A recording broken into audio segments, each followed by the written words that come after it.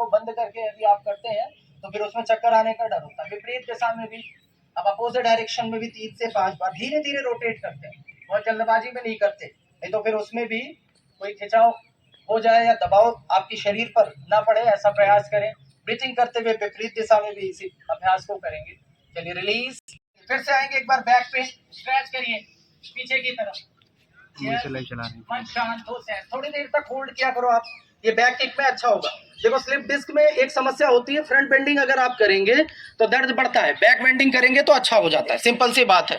दोनों हाथ पुनः कमर पे, एक बार पुनः आइए, अंतिम बार इसी अभ्यास को दोहराएंगे। फिर से बैक पे आइए, मैक्सिमम स्ट्रेच करिए स्पाइन को, धीरे धीरे ऊपर की तरफ आएंगे, लंबी गहरी सांस को भर लेंगे। आप दोनों हाथों को फोल्ड करिए फ्रंट पे, अब ये अर्ध चंद्रासन हो जाएगा। पुनः आएंगे बैक पे, फिर से होल्ड करिए, मन शांत हो, सहज हो, ऐसे एकाग्र चित्त होकर विनम्रता पूर्वक धीरे धीरे ऊपर आइए, लंबी गहरी सांस को भरेंगे।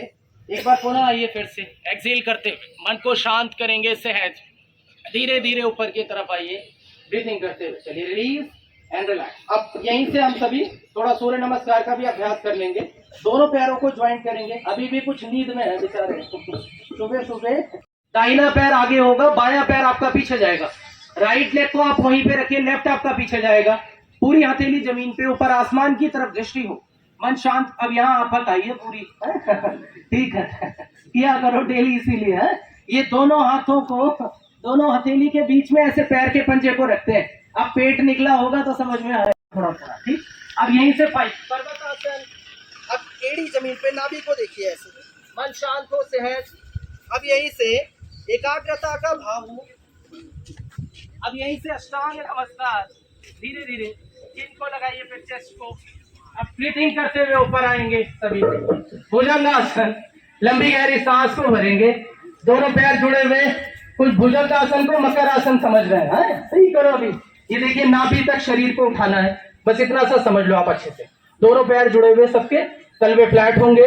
फिर वापस आइए पर्वतासन, नाभि को देखिए पुनः।